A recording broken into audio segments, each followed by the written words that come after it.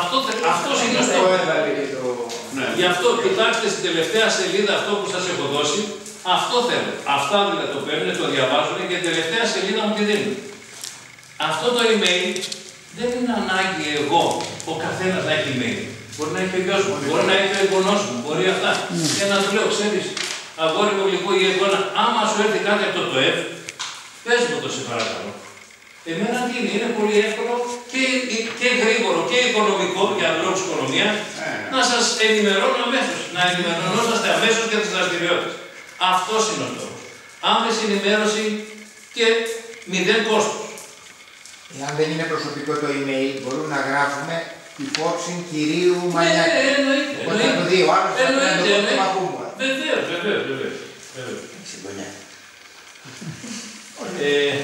Πάω στο δεύτερο θέμα, για να μην σας καθυστερώ, πάω στο δεύτερο θέμα. Μια σύσκεψη που κάναμε στο γραφείο του κυρίου Δημάρχου του Πόρου. Μας κάλεσε αρχές Απριλίου ο κύριος Δήμαρχος στο γραφείο του, προκειμένου να μιλήσουμε με 3 επιστήμονες, μπορώ να πω, μηχανολόγοι, ηλεκτρολόγοι κτλ. Οι οποίοι ερευνευόντουσαν, η κυρία Κόλια, όπως συνεργαζόταν ο κύριος Ρέζης τόσα χρόνια, και άλλοι 2 μαζί. Υπάλληλοι της Διευθύνσεως Τεχνικών Έργων της Περιφέρειας.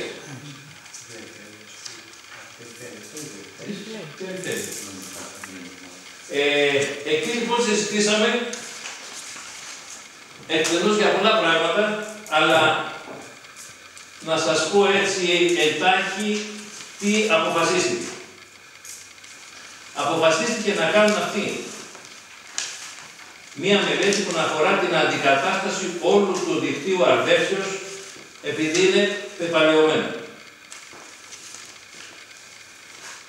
Αυτοί έχουν την υποχρέωση, οι άνθρωποι εκεί πέρα, αυτή η τεχνική. Το άλλο που αποφασίστηκε είναι, από πλευράς δικιά μας, να επισκευάσουμε τα κοντίτα, ώστε να μειωθούν οι διαρροές του νερού και να κάνουμε ένα τοπογραφικό με καινούριο δίκτυο, δηλαδή μια ζώνη 7. Αυτό τι σημαίνει? Μας έδωσε η κυρία Κόλια αυτό εδώ το σχεδιάγραμμα. Αυτό εδώ λοιπόν το σχεδιάγραμμα λέει περιέχει όλες τις ζώνες. Και αμέσως η πρώτη ερώτηση που της έκανα, λέω μάλιστα, αυτό το σχεδιάγραμμα που έχει τις ζώνες δεν ξέρουμε από πού αρχίζει και ξεκινάει κάθε ζώνη. Και καθίσαμε και μας το εξήγησε ζώνη από το σημείο Α μέχρι Β η ζώνη 1.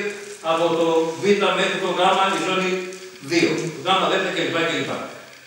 Και μας είπε, καλό θα ήταν αυτή η περιοχή εδώ, αν μπορούσαμε να βγάλουμε άλλη μία ζώνη, αυτές είναι 6 ζώνες, αν μπορούσαμε να βγάλουμε άλλη μία, να έχουμε 7 ζώνες. Η 7η ζώνη αυτή να εξυπηρετήσει προς την Άρτεμο, εδώ πέρα. Και είπαμε, όπως ήμουνα παρόν εγώ, ο κύριος Γκούμας και ο κύριος Γερασίμου. Και είπαμε, ναι, θα κοιτάξουμε να κάνουμε τη βόλτα μας αυτή, ούτως ώστε και τοπογραφικά με τα υψομετρικά κτλ. Να δούμε τι μπορούμε να βγάλουμε, ούτως ώστε έστω σε draft μορφή, δηλαδή σε προσχέδιο να το δώσουμε και να έρθει εδώ να το συζητήσουμε, να δούμε αν μπορούμε και πώς μπορούμε να βελτιώσουμε και την κατάσταση αυτή εδώ πέρα. Ένα άλλο θέμα το οποίο συζητήθηκε ήταν το θέμα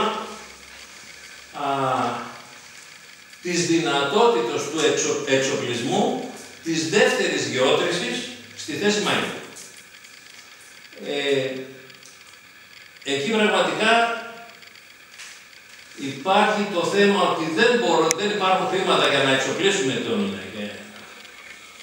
τη γεώτρηση αυτή, αλλά εμείς θα τους το ξαναθέσουμε πάλι.